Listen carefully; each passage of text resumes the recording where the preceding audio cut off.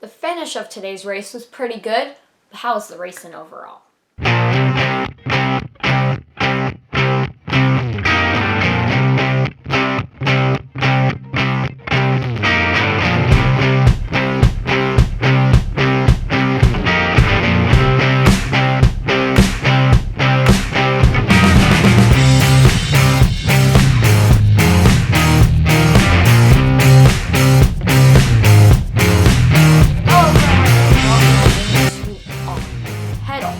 Today we have a pretty interesting episode as I just finished watching the Michigan Part 2 of the double header. So we have a lot to talk about, including looking at the finish results and going through road to playoffs, because I have a few stuff I want to talk about there. But before we get into that important part of that, let's talk about the racing overall in today's race. As I said in the open, the finishing was pretty exciting. I thought Hamlin might get Harvick if we had 2 more laps of racing, but he couldn't. Ultimately, Harvick was going to win the race, but that was probably the most exciting part of the race. I mean, stage 2 was very boring. Stage 3 is when the cautions came out, and we saw Brad Keselowski run get really loose in the bottom lane and run into the 12th car of Ryan Blaney, causing Ryan Blaney to crash and go into the wall, ultimately end Blaney and Keselowski's day. That's not the only thing that happened in today's race either. We had more things happen. We saw 95, Christopher Bell, who was really having a good day, spin out, meets the slightest contact with the wall, but with this aero package, air matters so much. And for some reason with air, if you were to come near a quarter panel or damage your car just a teeny bit here at Michigan, you're going to get spun out and wreck. To be honest, the first race that we had at Michigan was very much better than the one we now have at the second Michigan. Now, needless to say, it was still a very interesting race. We still had some big storylines, and it's Michigan. I'm happy with the Michigan race we saw yesterday with that. PG won, and Drivers really being aggressive.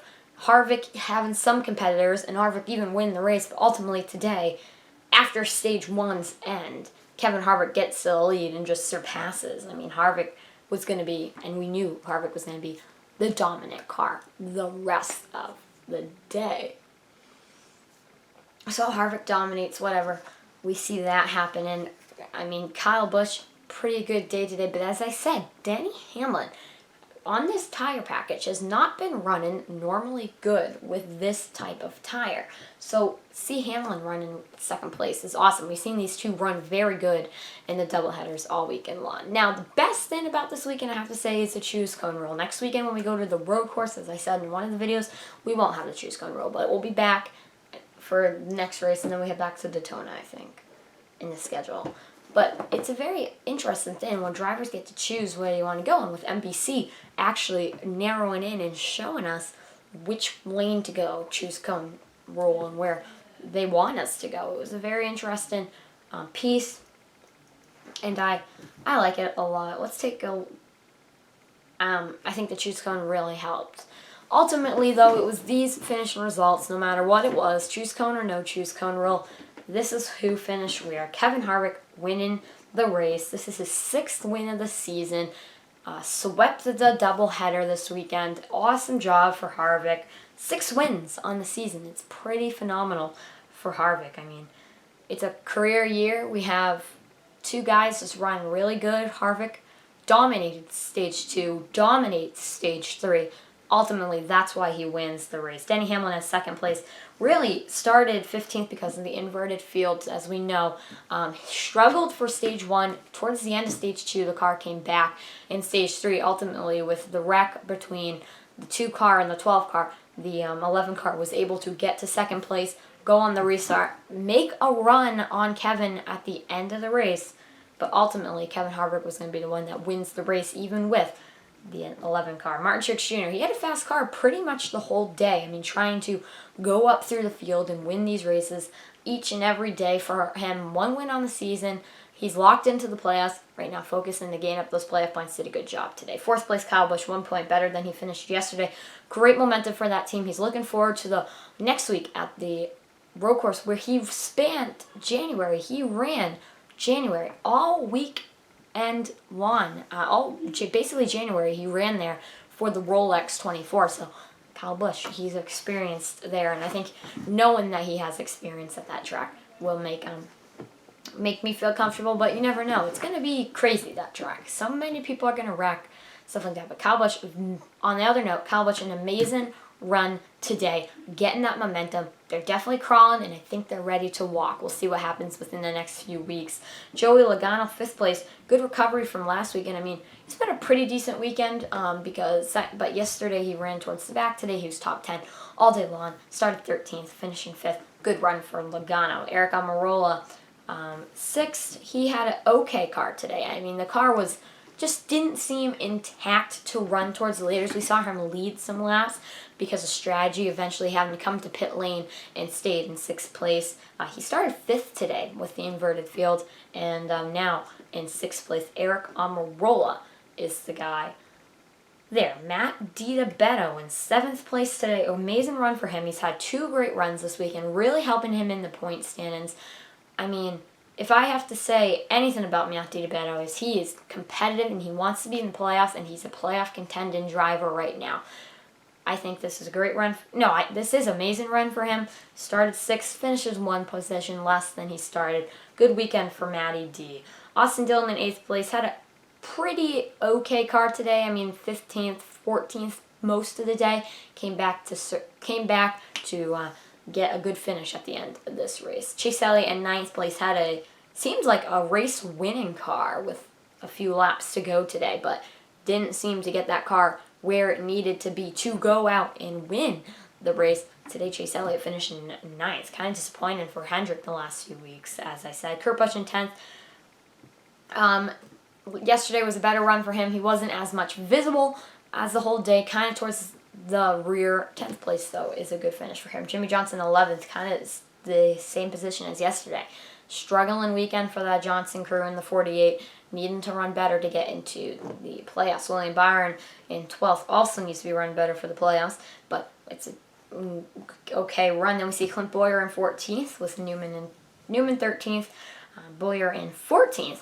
Clint Bowyer started 2nd today. He said, "I can run through the field if you give me the track position." Well, Clint Bowyer did his best today to try to go through the front of the field today, but could not get where everyone thought he might get. Matt Kenseth with a brand new crew chief. He started 4th today, finishing 15th. Better improvement for what he has done. I think we all think Matt Kenseth will be coming out of retirement in the next few weeks. Ryan Preece in 16th. Decent run for him. Christopher Bell, like we said, spun out earlier in stage 3, finishing 17th. Good recovery from that spin out. Ty Dillon, top 20. Great job for that team.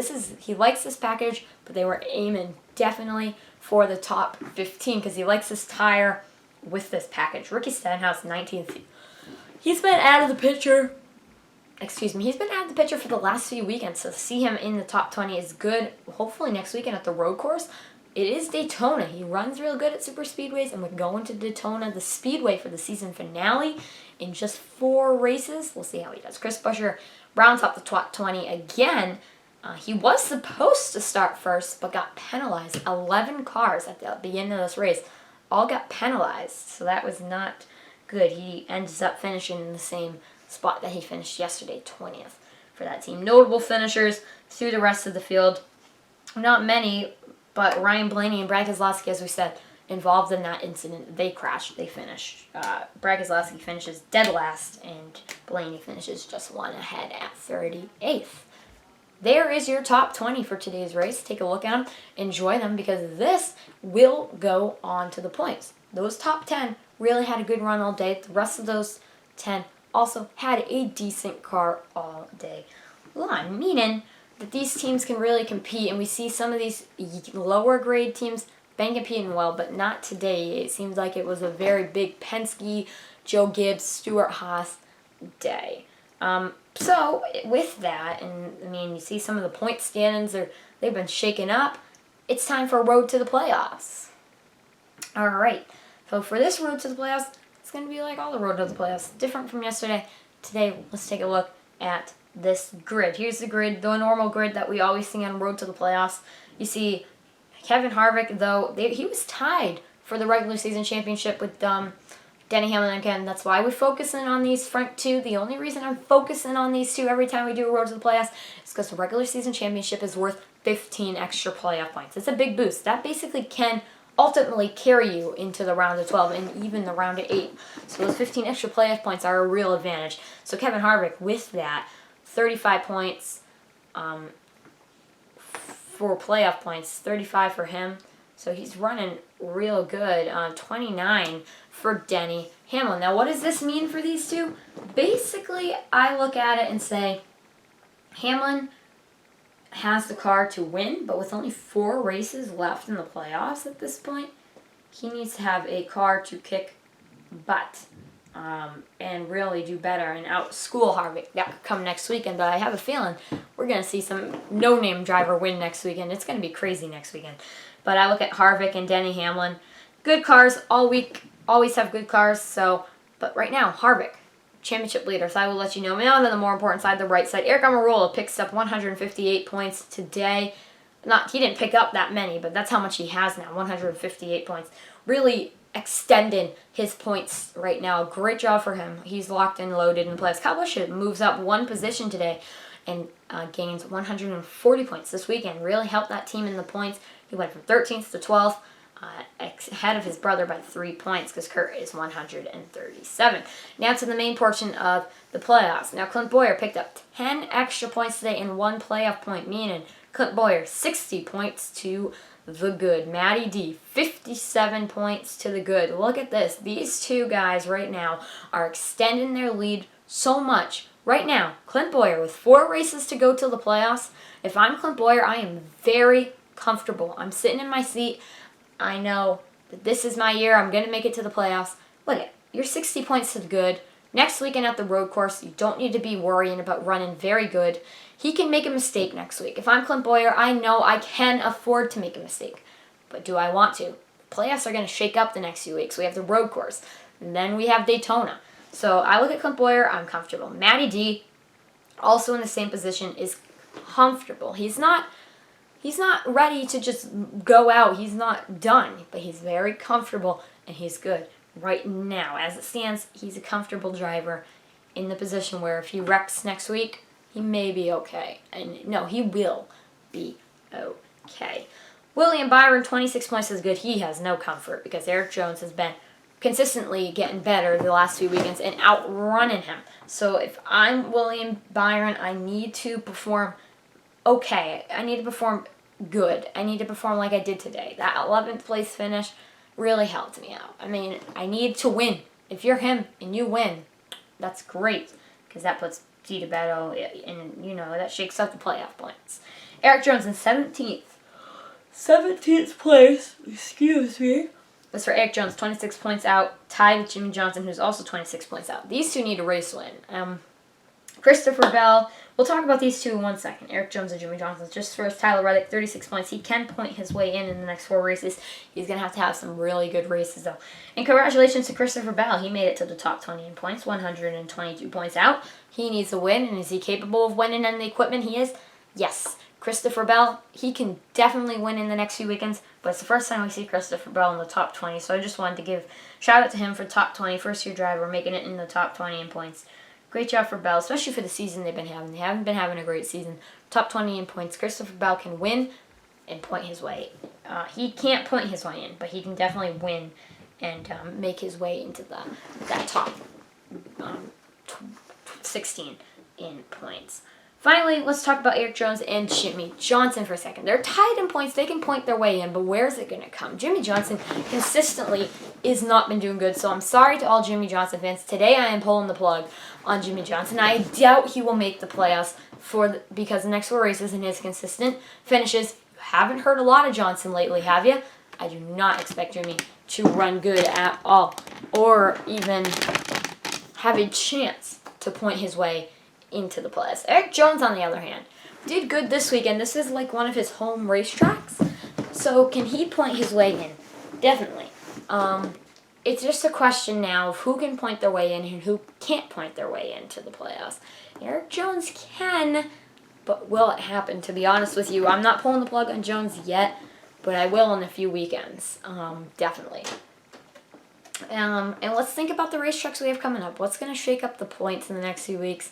We have the Daytona Road Course. We have Daytona coming up on the schedule.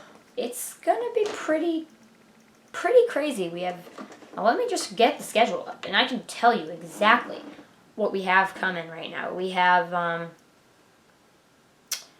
the Daytona Road Course this weekend. A doubleheader at Dover, and Jimmie Johnson could win at Dover.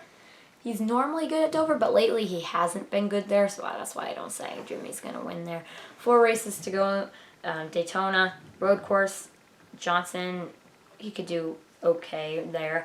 Dover, of course, then we have the season finale at the Coke Zero Sugar 400, and then the playoffs begin. So that's crazy races. Dover can shake up the playoffs, and Dover is not in the playoffs this year. It has a doubleheader right outside the playoffs. Can't believe I'm saying this, but 4 races to go in the playoffs, and Kyle has not made it to victory lane. 4 races to go in the playoffs, and Martin Truex only has 1 win. 4 races to go in the playoffs. Jimmie Johnson has no wins. Crazy to hear. 1 win for the 78. Kevin Harvick, 6 wins. Wow. Can't wait for the playoffs. I'm pumped up for the playoffs. I'm rooting for Kyle, like you all know, but I'm also rooting for those other drivers. Thanks for watching this race review video today. I know it was a pretty interesting video. I did not like the race overall. It was a very boring race, but it had some excitement to it. Subscribe if you're new to the channel. Hit that like button and turn the notifications on. Thanks for watching, everyone. Have a fabulous day, and I will see you on the next one. Peace.